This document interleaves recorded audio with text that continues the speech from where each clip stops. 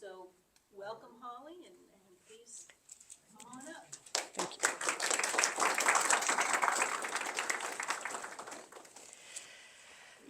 It's great to see everybody out here today. So Marianne suggested this topic early this year, and I have to say, as part of my intro, I moved here in 2019 from Charleston. So I had kind of forgotten what winter actually was. We think we have winter down there. We don't really have winter. So and then we had that big freeze in December. I lost a few things. And so when Marianne suggested this, I thought, perfect, because I know almost nothing. And but what I can do is go into all of these wonderful resources that Extension has, that many other universities have put out there. So I've been diving into this topic over and over again for several months now and sort of pulling together lots of little pieces. So what you're going to see here is kind of a compilation of that. And it's great that we have so much information available, and I think you all have some sheets there that will give you some links, and we'll get that emailed out to people so you can just click on them rather than try to type them in. Also, as I look around this room, I see there's a ton of local knowledge in this room. And so I feel a little weird about presenting things to you guys who know so much about it from your own experience in your gardens. But as we go through, I hope you'll take a few notes, come up with a few questions, or share some of your own experience, tips, thoughts about this when we get to the end. I've tried to time this so we'll have a little bit of time for questions at the end. Okay, let's try the clicker for the first time, and that is it the one pointing to the right? There we go. Okay, so just as an overview, these are some of the extremes that we're going to be talking about today. We've got freeze, we've got hard freeze, and then we have cold waves, which are those kind of deep freezes that come on us, hopefully not every year. Snow and ice. Drought, which is something we're all kind of dealing with right now.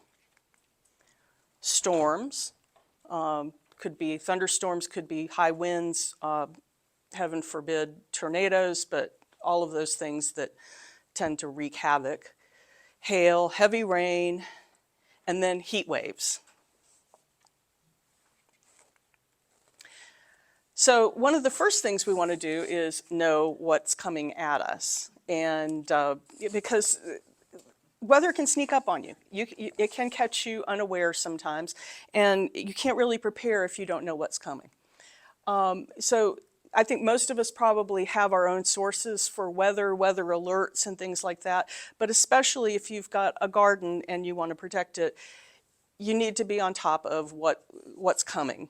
Know when the freezes are happening, know when something strange is coming up. What I do, because I'm on social media a lot, I follow the hashtag AVLWX, which is Asheville Weather, on social media. And that will show me whenever one of when someone local is posting about weather and using that hashtag. It's just another way to make sure that I have a little heads up that something's coming. Take note of the average dates of freezing and the end of freezing weather for this area, and have them on your calendar or set an alert on your phone so that you don't let that sneak up on you.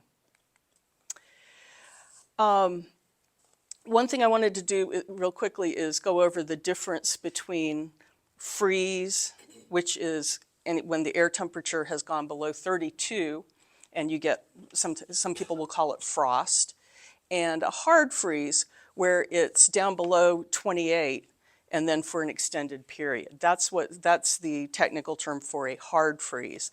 So on the right there, you have a broccoli plant that's got frost on it. That might be something that would happen when it just dips below 32.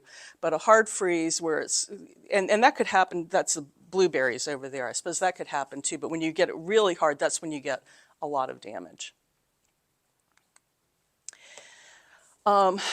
We're all probably familiar with our hardiness zones.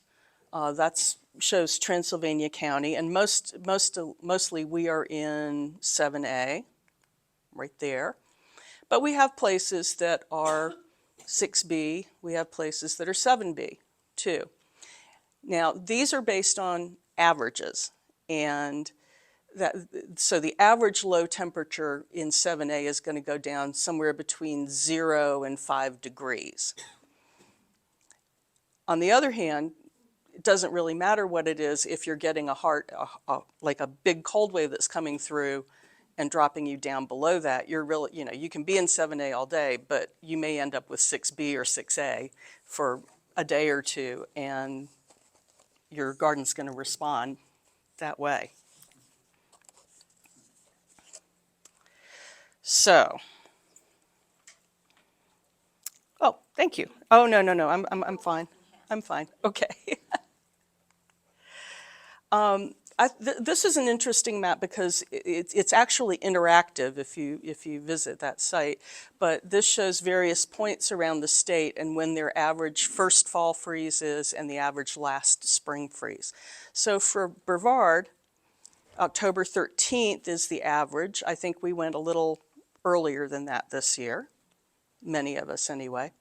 And then the average last spring freeze, April 28th for here. And that's in Brevard at 2,220 feet. Lake Toxaway actually gets their first fall freeze a little later, October 21st, and their average last spring freeze, April 21st. So even just in that, relatively short distance, it can vary quite a bit. And that's at 3,080 feet above sea level. This is a chart that Marianne put together. I think some of you probably got an email asking you to let her know about that freeze that we had October 8th and 9th of this year. And it sort of polled everybody about, did you get frost? Where do you live? What's your climate? What's your microclimate? What is your elevation? Interestingly enough, you have the ones highlighted in yellow there are where there was some actual freezing. One other spot that had it was right there, not at the top of the mountain, but they noted that there was frost on the grass at the base of the mountain. These are all the lower elevations. So I'm like, Marianne, that's weird. Why is that? She said, look up thermal, wait, and look here, I wanted to note this before we go to the next slide. Downtown, so there's someone who's at that 2,200 elevation, lower than some of the other ones, but they're downtown in a place where there are buildings and streets and things that are holding on to heat a little bit more. But the rest of us up there in the little higher elevations, we're in that sweet spot. We're in that thermal belt. So here we are in this valley of the French Broad River. You have cold air and it's flowing down into the low spots. Then you have an area where there's warm air and it almost gets trapped underneath the cooler air above.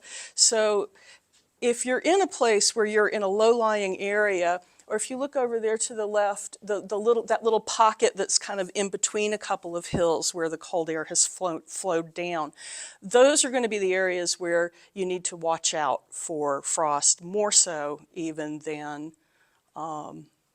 just higher elevation. The higher elevation isn't necessarily going to result in more cold.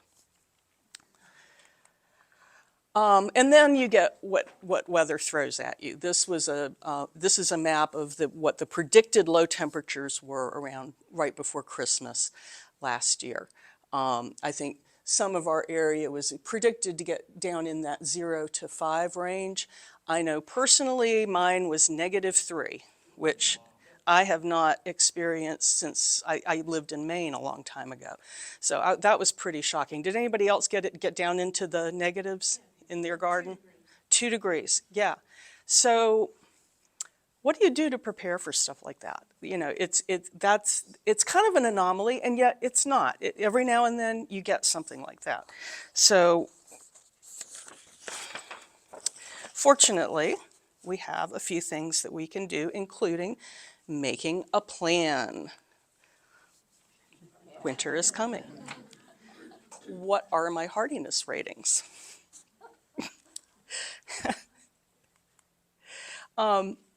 That's a list that I made just to remind me of things I need to do in October, and also to keep on hand if you get one of those big freezes like a week or so ago when everything kind of plunged down.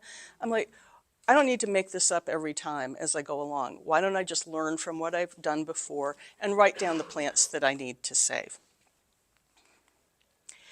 Knowing which plants need special attention in extreme weather. Knowing what their hardiness ratings are, and you can look them up if you haven't written that down somewhere already, or you haven't saved the plant tags. There's a good way to look that up, and I'll get into that a little bit more later. Remember that even cold hardy plants can be damaged by sudden extreme cold. That whatever they're rated, if it's going suddenly from 70 degrees in the middle of the day to 21 tomorrow morning, that's a big swing, and that's more damaging than just if the plant had already had time to prepare itself for winter. Have your protective materials ready. Know where the sheets are and the blankets and whatever you're using.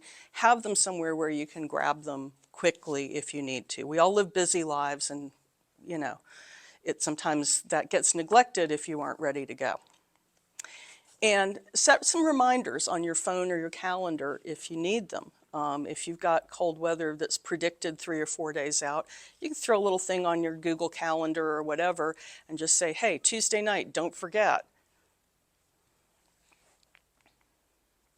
I wanted to show this on the toolbox and share a personal story. There's some winter Daphne. When I moved to our house up in Glen Cannon, I had a winter Daphne, or Daphne. I used to call it winter Daphne. Anyway, the kind that smells good. It was about the size of a beanbag chair. Everyone's like, wow, how did you get that? I don't know, it was here when I got here. So if I had been paying attention, I would have gone to this page, looked up Daphne odora. I would have scrolled down to cultural conditions, and then I would have looked at the zone, and I would have noticed that it's zone 7A. Great, I'm in zone 7A, but the weather that we were getting ready to have was zone 6B or even 6A. So I should have covered that puppy up. I did not, and it was a sad looking thing with many stumps and little things. So that's my tale of woe to say, don't assume that you know what your plant is going to do. If it's something that you really love, look up what it needs, and then give it a little extra if it's vulnerable, like this.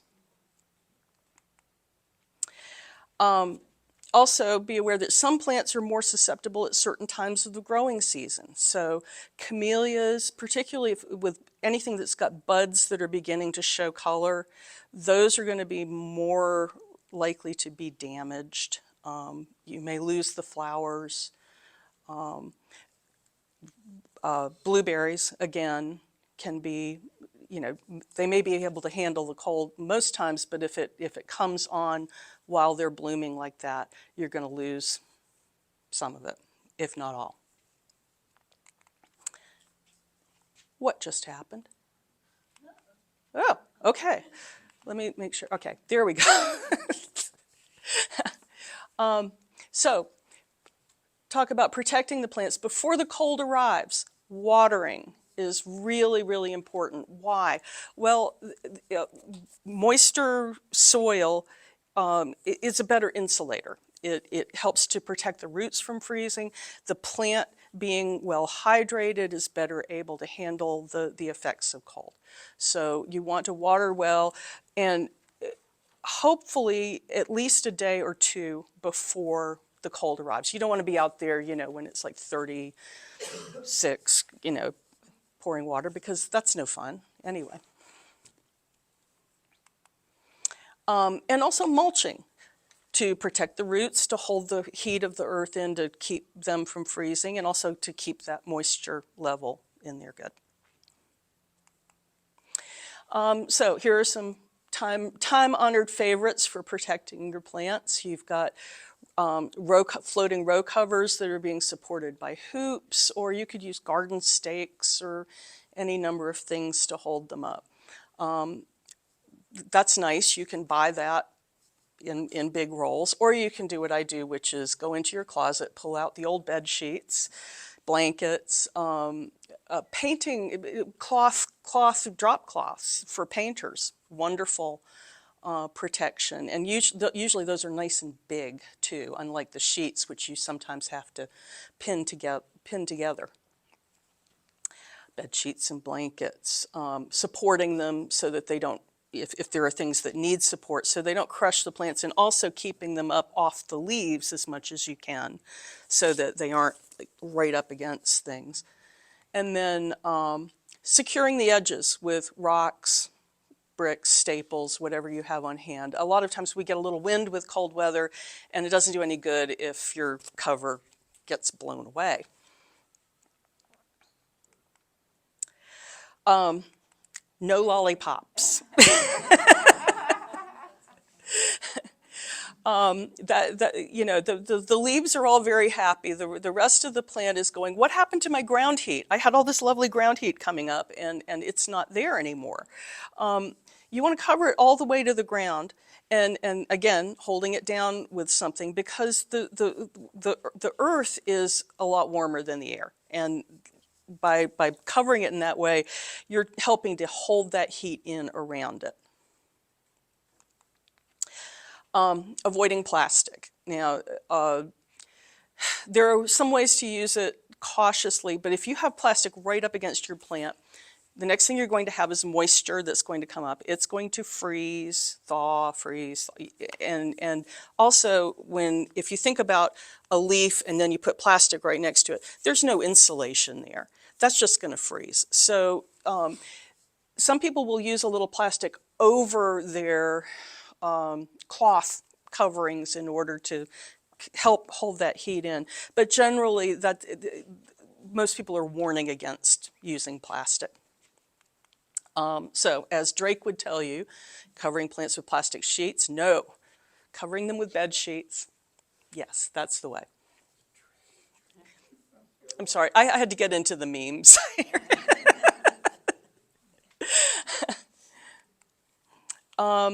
Another cool idea here is if you're, good grief, sorry.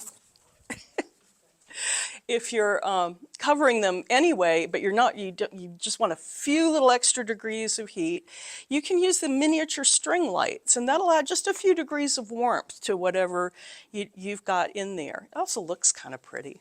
Festive, as long as as you're going to be out there worrying about your plants, you might as well get out the Christmas lights. Don't use the LED ones, though. They do nothing. They have to be the good old-fashioned incandescent, get nice and warm when you turn them on. And, of course, use the outdoor or indoor-outdoor rated so you don't get a shock.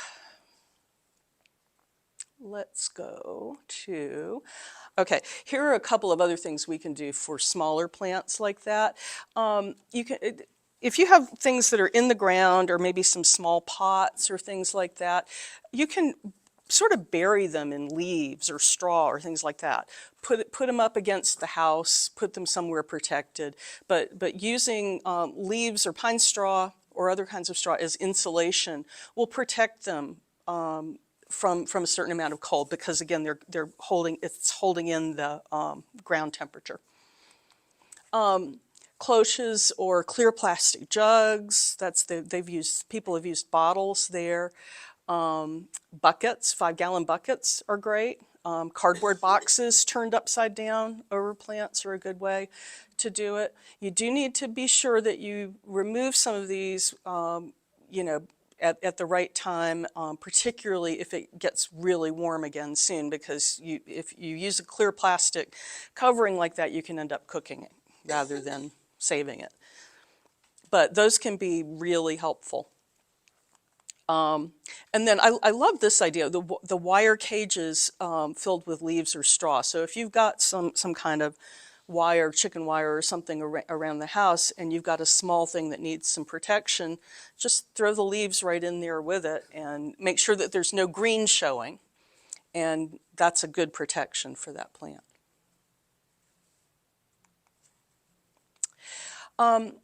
Windy cold is a special case, and this is particularly for evergreens, which still have things that still have their leaves in harsh winter like this, needles or leaves. Because they have leaves, they're still able to lose moisture through those leaves, and then the cold gets them, and then the other problem is you've got perhaps the roots are getting frozen and they aren't able to take up water quickly to replace that water. So you get this desiccation or winter burn that can happen. That's a bayberry over there that's gotten kind of toasted. And then down here is an example of someone who took hydrangeas and put just burlap screens around them. It's not so much for insulation, although that could do that too, but it's to keep the wind from just constantly going over them and stealing all that moisture. There are chemical anti-desiccant sprays. So if you have a really high value plant, maybe a gardenia or something like that, that's an evergreen, you can use those, but with caution, using and following the label directions. Particularly what you don't want to do is put them on before the plant goes dormant, because there's still, if it's not dormant, it still needs to be able to lose the moisture through the leaves. So once it's dormant, it's not doing so much of that, and it's safe to put that on. And I think that will last like the whole winter. I have not used those before, but that's the advice that I am seeing. Now, one other quick thing, if you have a young tree that has particularly one of the species that has thin bark, and those would be things like maples, cherries, mountain ash, apples, peaches, tulip trees, yes, ash, willow, birch. Anyway, thin bark like that. They get dormant in the winter. Everything's kind of quiet, and then they get some sun, strong sun on one side of the tree, and this is why it's sometimes called southwest injury. So the strong sun will warm up the tissues in the plant. They start getting active and happy, and then boom, the sun goes down, it gets cold, and that tissue is damaged by the cold. This is why this picture comes from Minnesota, where I'm sure that this is a much bigger problem, but it can happen here too. So that is a commercial wrap. It is white to reflect the sunlight, and you put it on for the first couple of years for a really small plant, or even up to like 5 years for some of them. Yeah, at least 2 winters, and for thin bark species, up to 5 winters or more. It's particularly if you have a plant that's been limbed up and the trunk is exposed and it's getting sunshine in the winter. That's something to watch out for. Finally, a lot of us have containers, so they are much more susceptible. Why? Because they're up in the air, and the roots are more exposed to freezing, particularly. So you can wrap your containers. You can move them to a protected area, move them into a shed or a garage, or up against the house in a warm spot. Those are some of my herbs that will spend the winter outside. That was when they were still a little bit green. They're not so green now. And I will actually completely bury them with leaves for the rest of the winter, and they do fine. And yeah, if you can't move them, then insulate them. If you've got like a really large container that you can't take anywhere, you can wrap, bubble wrap, or blankets or any number of things around them to help insulate them so the roots aren't as likely to freeze. Yes? Something else you can do with plants that are in large containers that you can't move very easily. We used to do this in Florida with some of our big palm trees that were in pots. Just take the pot and lay it down. It's not that hard to lay it down. Okay. And then you can cover the whole thing with blankets. Okay. The ground is very warm. Yeah. compared to the air. That's great. That works great. I'm going to, for the sake of the video, and for maybe if you couldn't hear what Bob said, is if you have a large pot and you can't really move it somewhere, you can lay it down on the ground where it'll be closer in contact with that ground heat and then cover it up in that spot. Yeah, if you have a small tree or something like that, it usually will go over fairly easily if you really, if you pull on it. If you pull on it, yeah. Yeah, it works great. Sometimes too easily, but yes, thank you. Thank you for that. Don't forget house plants, especially if you have leaky windows or windows that might frost up. No, most of the winter, maybe not a problem. If you get those 0 days, could be a problem. Those are some little mini orchids. They probably would like to be moved before very long, and they will be, because houseplants, tropical plants, want a little bit warmer weather, and then if it gets below 50, that can really be a problem for houseplants. So paying attention to them, moving away from windows, doors that open and shut a lot. And of course, on the other hand, don't put them next to your heat source because that could be just as bad. Avoiding big temperature swings is what we're trying to do. And then jumping back for a minute, prevention. Overall, if you're keeping your plants healthy, as a general rule, they're going to be better able to survive. And especially, this is one of the reasons why they advise not fertilizing plants with nitrogen late in the growing season, because you can put out a flush of nice, tender new growth that's just going to be destroyed by the low temperatures. Remember your equipment, spigots, faucets. Some people leave them to drip if there's a big plunge so that you don't have a burst pipe somewhere. I've discovered that if you leave sprayers, the nozzles, watering wands outside in any kind of cold weather, there are little plastic bits in there that never recover. And you go to use them in the spring and they are no longer, yes. Exactly. So bringing those kinds of things in, also things that could crack or break. I keep some pots outside, but I keep the pots and saucers turned upside down so you don't get a lot of moisture in them, which is what freezes and then causes breakage. All right, let's move on to snow and ice. Another winter thing that's coming at us quickly. We hope. Although last year we didn't get very much accumulation at all, but the other couple of years that we've had, my front driveway looked a bit like that for a while.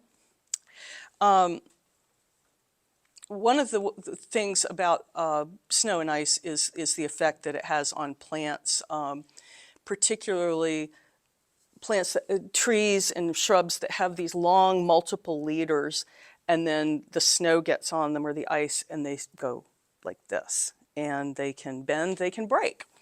How do we get around that? You can tie them up with rope. Somebody's used bungee cords there. That's a nice way. Prevent them from splaying. And then after the snow's off of them, you can release them, but that will help protect them from that kind of breakage. Obviously remove the binding after the snow is gone. Sometimes during the snow you can go out and just continually be knocking the snow off the plant that you think might be getting weighed down. That's a good way to handle it. But one point that I came on that I thought was really interesting, everybody wants to like start up here and work their way down. No, start at the bottom and work your way up, because if you start up here, all the snow that you're dumping there is now falling onto the branches that are already weighed down. And so you can actually end up breaking the plant by trying to help it. So, so start at the bottom and do that, and then go up the next layer. And you may have to do it a couple of times, but just remember that it's the weight of that snow that's going to cause a problem, and try not to add to it. The other thing The other thing you run into with snow and ice is, of course, you have to get out of your house. And so we've all had to do a little shoveling here and there. Also, nobody wants to slip and hurt themselves on their walkway or on their porches or whatever. So we use, everybody says, put some salt on it. Not salt, not sodium chloride salt anyway, because that can affect plants up to 30 feet away from where you use it, and it's not good. So make sure that you're looking at the product. The ones that are more recommended are potassium chloride, calcium, magnesium acetate, or calcium chloride. They're less likely to damage your plants.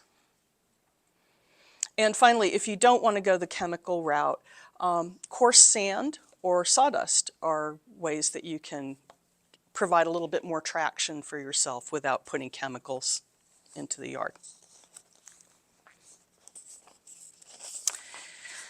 Okay, so that's it for the cold weather for right now, but I want to move on to something that we are dealing with right now, which is drought.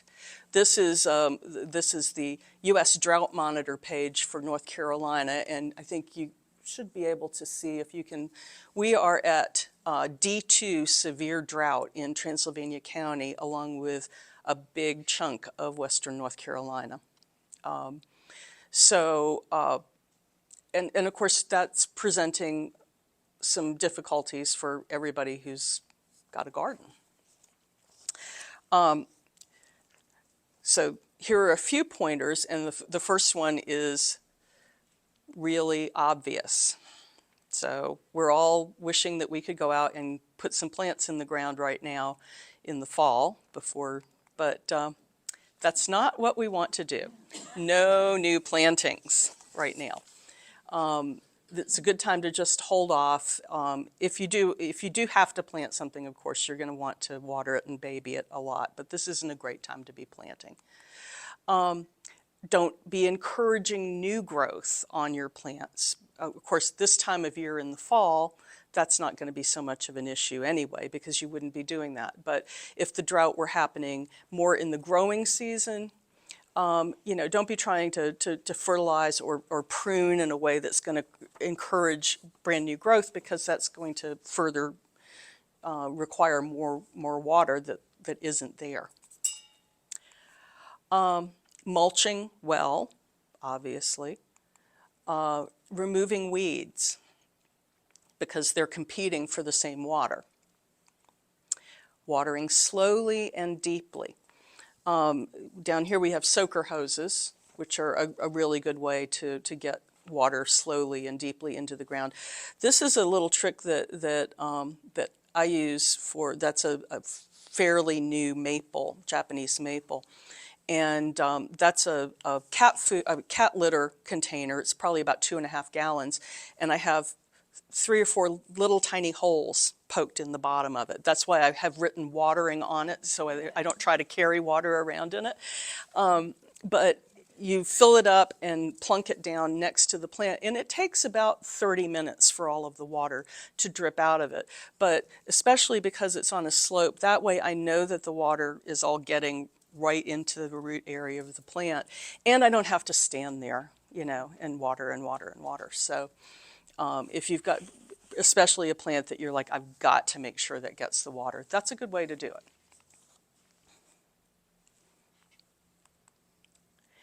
And if you have a lawn and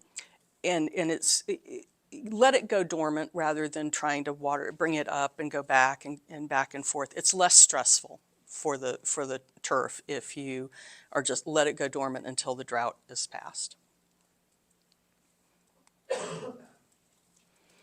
Also, planning ahead as you are going through a drought and noticing things that needed a little extra water or you can think in your garden planning about grouping plants. You could transplant things or group plants that have similar water needs in the same place.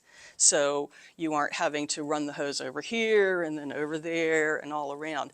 If you can keep all of the things that need all that special watering in sort of one area, you will be cutting down on your workload and maximizing the chance that you'll actually be able to water those plants as they need. I tossed in fire, even though it's not weather, because I think we've all had a little bit of worry about that with the dry conditions that we're having. And especially in the fall, but obviously don't be burning right now. We are under a burn ban, and until that's lifted, you don't want to be doing outside burning. It's a good idea to get the leaves or dead plant material that might be up against your house or very close to your house. Blow the leaves or rake the leaves or get them away from your house so they aren't there to catch a spark and cause a problem. Same with your eaves, your gutters, your roof. You want to get that off. Keep things well watered around close to your house. And then if we're really threatened by, or you think you're in an area that could be threatened by wildfires, and there's a link in the handout that I gave you, but it talks about creating a 200-foot defensible space around your house, meaning look for things that could easily catch fire and move them out of the way. Don't have extremely flammable things that are going to be within that 200-foot zone, so that if the wildfire did encroach, it would be much easier for you to defend your home from the fire. Okay. Moving on to storms and high winds. We've all seen things like that, and we don't want to see them in our yard. Prevention is a big thing here. You want to be assessing the trees and the shrubs, things around your house that could cause storm damage, weak limbs or dead or damaged trees. If you can get on those before the storm comes, you're going to be a lot better off. Pruning or removing things that could cause an issue. Consulting an arborist, never a bad idea, and especially if it's stuff that you can't reach safely, don't try to do it. And there we go. If you have a small newly planted tree, shrubs, things like that that might be catching some wind, wrapping it to keep it from going everywhere, or staking it to protect it in the wind.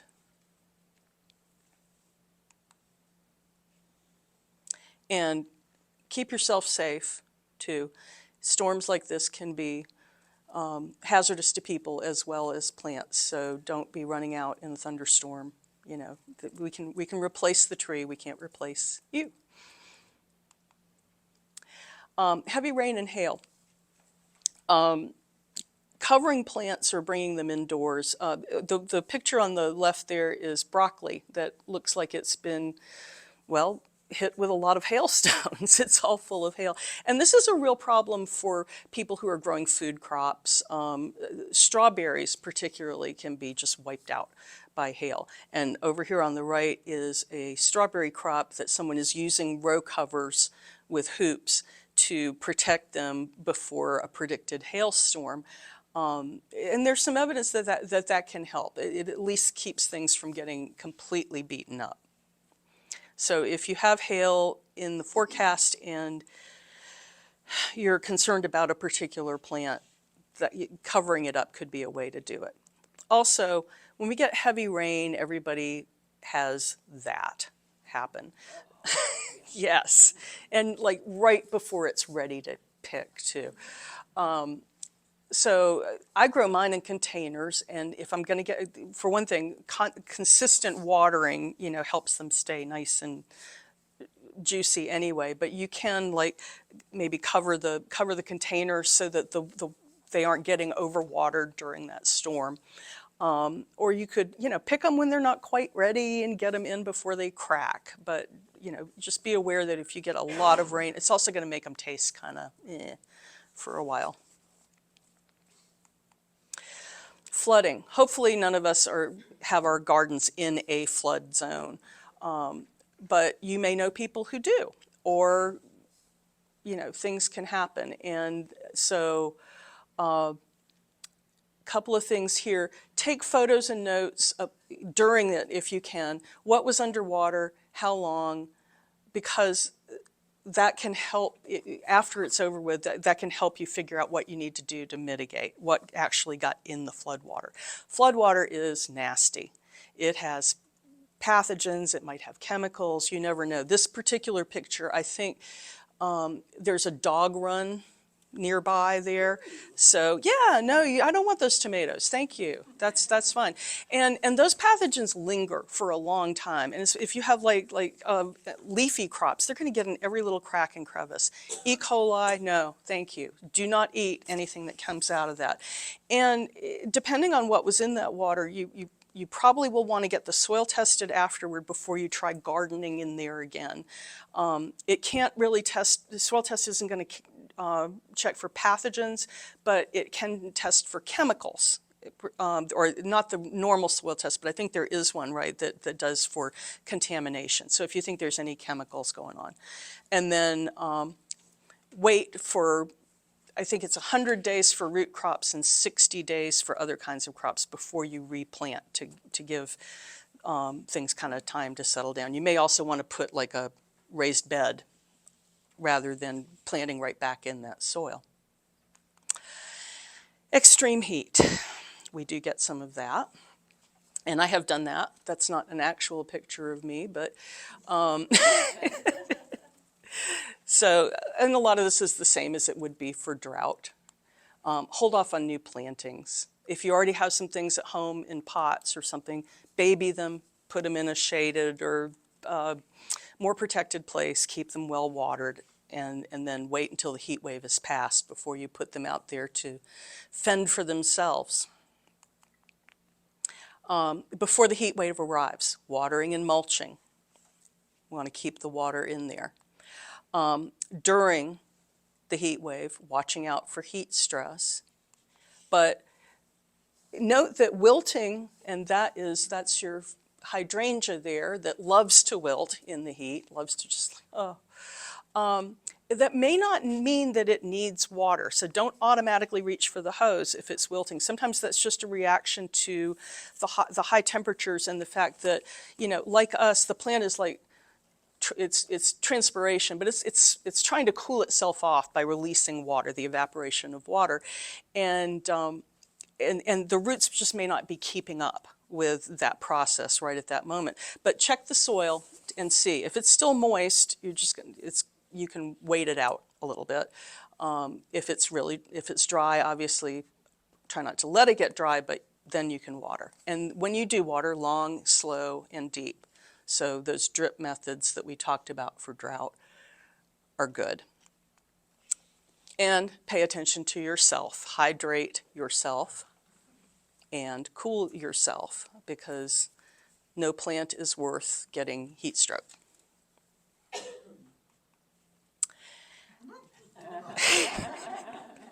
Aftercare for damaged plants. Sometimes dead is just dead, but on the other hand, sometimes time is the best medicine. The plant may look dead, it may not be. So give them a chance to recover. Find it, don't just lop it off in January because it looks dead in December. Give it a little while. if you've got a tree or something that got kind of bent in the wind or by snow, don't prune it immediately unless if there's like obviously broken branches or something that need to come off. But give it time. It may kind of come back into shape without you having to intervene. Like that. And then when you do follow, obviously you want to follow good pruning practices to get rid of the dead material and encourage good new growth. And if the damage is major or you can't reach it safely, call a professional to take a look at it. Sometimes this is a boxwood, obviously, that got scorched in some cold. Sometimes the color, on some kinds of shrubs, the color will change, but it will revert in warmer weather. So when you see a color change, don't necessarily assume that it's gone. This one, you're probably going to have to do some pruning to get that out, but hopefully the new growth will come in pretty quickly after and cover that up.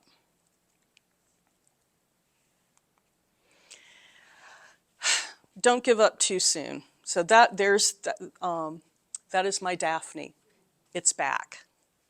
It's actually done really well. It has some little new growth buds coming up that I think may become flower buds very soon. I'm fingers crossed. I'm just happy it's alive because it really looked dead a while ago. So as Jeff Goldblum would say in Jurassic Park, life finds a way. So I hope that I have covered the kinds of things that you guys would like to hear about, and if any of you have other things that you'd like to share with the group or with me so that I can include them, I would love to hear about them. But I hope that this will help you all make that plan and have a great gardening year. Thank you.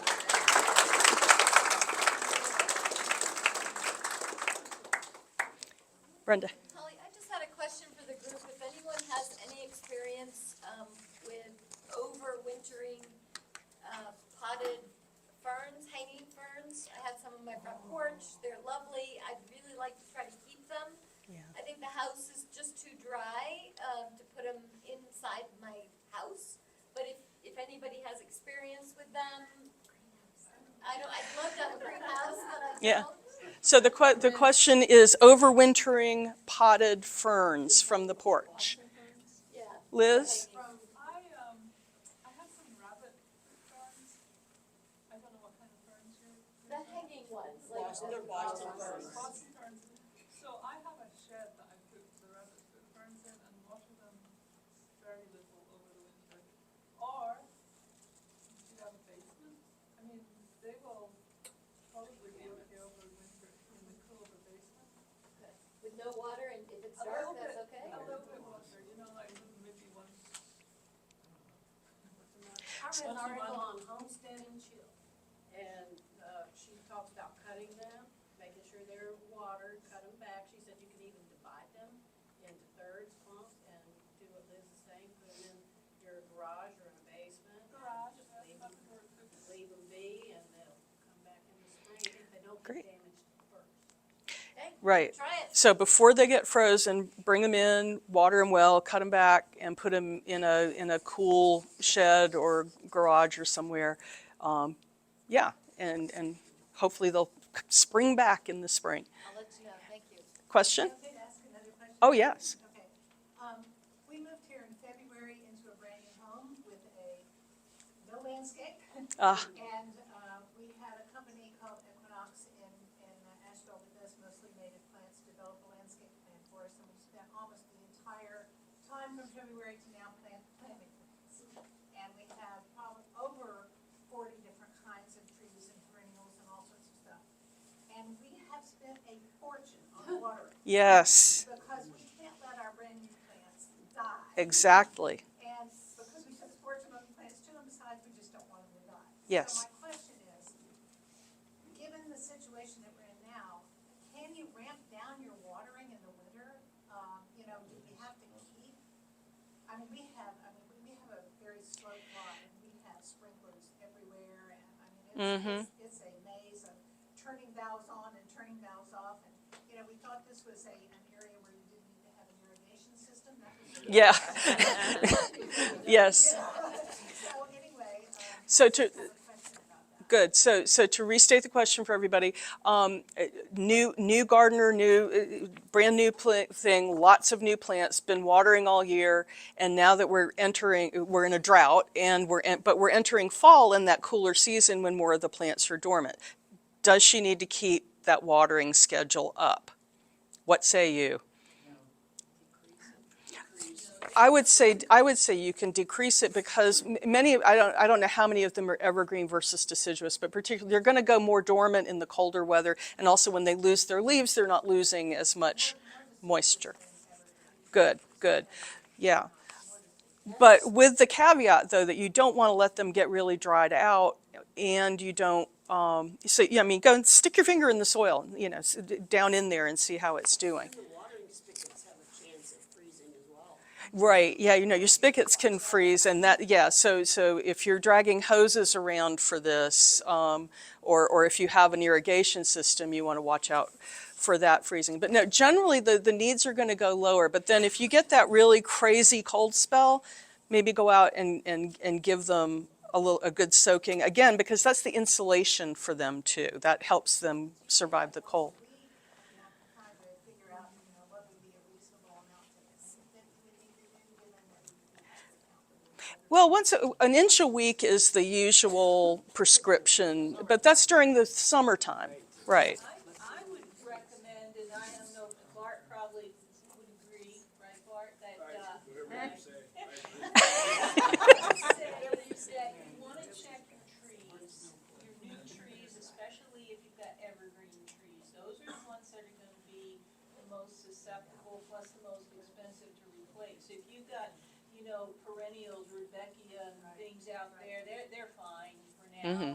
If they haven't established by now, that's, but, if you've got you got a $300 tree out there, every week, go out and during the first winter, and that's not just in drought, that's a general rule of thumb, is you wanna check your trees through the winter for their first year, to make sure, and just to make you feel a little better about your irrigation expenses, that, yes, we are very wet here, but we can go the entire month of July without a drop of rain. We might get, 17 inches in June, and then, so, you're gonna use it, We have some evergreens, but we have dogwoods, oak trees, maple,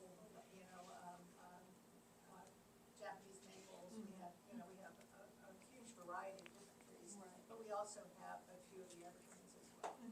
Obviously not when it's freezing, but would right now be a good time for her to use that big bucket method? The bucket method is awesome for this. Yeah, Yeah, because you don't need to be watering everything else. yeah. You don't need to be climbing up the slope. Or climbing, Yes. Yeah, so the five, if you got a 5-gallon bucket, drill a couple of small holes in it and let it drip. And then, you have to drag the bucket and the hose around still, but you don't have to just stand there. That's, who stands there and counts? A long time, so.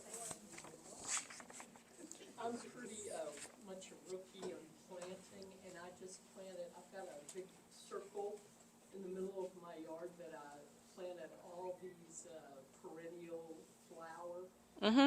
Recently, we have a well, so, I guess I just cover them when it's the cold, and I just continue to water them.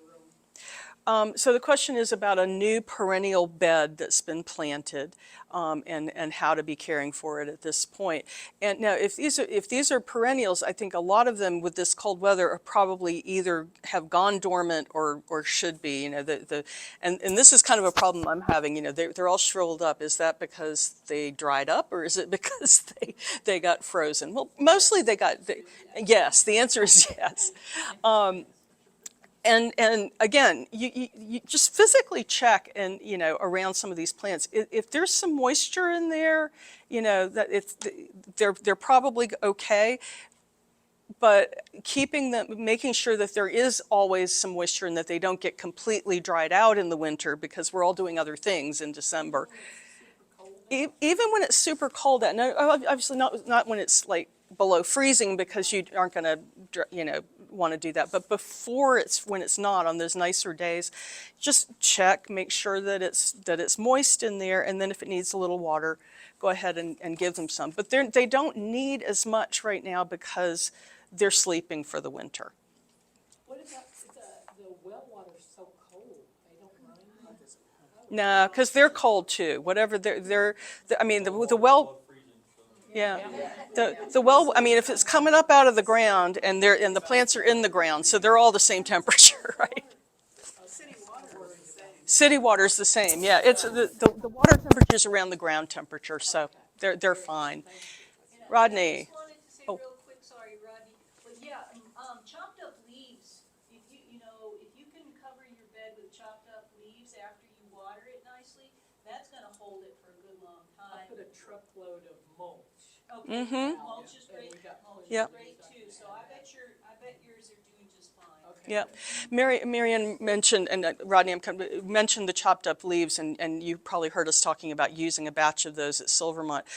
We had really good results with that this past year because I think not only are they good nutrition for the soil and eventually, and they'll kind of compost themselves into the dirt after a time, but they're kind of fluffy and they sort of hold the hair and the heat in really nicely. So I thought things came back beautifully last year. So I went out and bought a shredder just so I can do that at home. Rod, yeah. Rodney. Thanks for a great presentation. I wanted to make a couple of quick points. If you are using de-icing materials, like Holly mentioned, make sure to read about the material you're putting it on, because we had pavers, sidewalk pavers in Pennsylvania, and there were some of our neighbors just threw salt out, whatever it was, and it pitted them. Oh. You really have to know what material you're using to know what salt to use. Also, if you're in an older house, and I don't know what that means, 20 years ago, you get hose protectors that are like $5 each at Lowe's. They're little styrofoam, and they go right on the hose bib outside, which are really helpful. If you've got mosses, don't water them right now. They will go dormant. They're not going to die. They're going to look like mine, which look really like they haven't been watered for 6 weeks, and they're going to be absolutely fine. We do get frost heave here. It was a surprise to me last year to see sections of our yard frost heaving, because I thought, oh great, the moles and voles are back. But I always hope they eat the Asian jumping worms. And then, last but not least, so Holly, when you mentioned, so I've got a whole bevy of sheets now, all clean, sheets, drop cloths on the lower level, ready to put out. But I am using, say what? You don't want dirty. Don't tell me you iron them. If it's threatening rain and cold, Yeah, I put plastic on top good point. so that they're not then freezing wet and freezing everything. Good point. Thank you. I wish I'm not sure I can restate all of that for the audio, but I got it. you got it? We're good? Okay, good. Any other questions? Oh, Betsy? Just a comment, I really like big binder clips to hold my sheets in place around shrubberies and things. So I just keep a sack of those out in my shed with my sheets there. Right, so that, yeah, when you got the gaps, yeah, you can pin them together with, yeah, good. Yep. Clothespins, But the yeah. binder clips Safety are really pins, good. safety pins. Yep. That was doing that, yeah. Yeah. Yeah. And one other point, there's one place, if you wanna see that southwest sun scald, go look at the right-hand side of Ingalls. There's a line of, I think, Quons and Cherries along that little parking lot Yeah. over to the right of Ingalls. And oh my gosh, they must have just got whacked, Oh, 5 dear. or 10 years ago, because they Yeah. have it's all in the same orientation, the bark looks horrible, those trees they're not gonna last that long, Yeah, but yeah, I think that's what happened to them. yeah. It's not just appearance too, that Yeah. lets disease in. Oh, Yeah, you know, they- if it they don't actually look cracks healthy. open, it Yep, will, yeah. yep. Sometimes it's not so bad and they can kind of recover from it, but it does damage, so yeah, the wrap is worth, It happens here. Considering what plants cost these days, you Yeah. know, you're not gonna wanna replace them. right. Hi, yes, Liz. I don't know if I want to share this or not, because I don't know if it's recommended procedure. But, you showed the picture of the tomato with the crack. Yes, So, my tomatoes are all in a raised bed. My husband built a frame, and I have plastic on the roof of the frame. ah, And basically, I have a drip watering system for them, so they never get overwatered. okay. Liz has a frame around her tomatoes with a little plastic roof to keep the rain off and just drip irrigates them, and you don't have cracked tomatoes. Well, no. That's a recommendation. Also, this is not scientific, and so it's not great, but I seem to have less blight than a lot of people. Oh, interesting. Yeah, yeah, because it's not maybe splashing. Yeah, good thought. All right, well, thank you guys very much.